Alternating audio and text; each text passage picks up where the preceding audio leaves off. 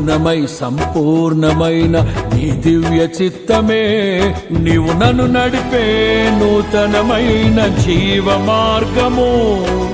పూర్ణమై సంపూర్ణమైన నీ దివ్య చిత్తమే నీవు నన్ను నడిపే నూతనమైన జీవ మార్గము.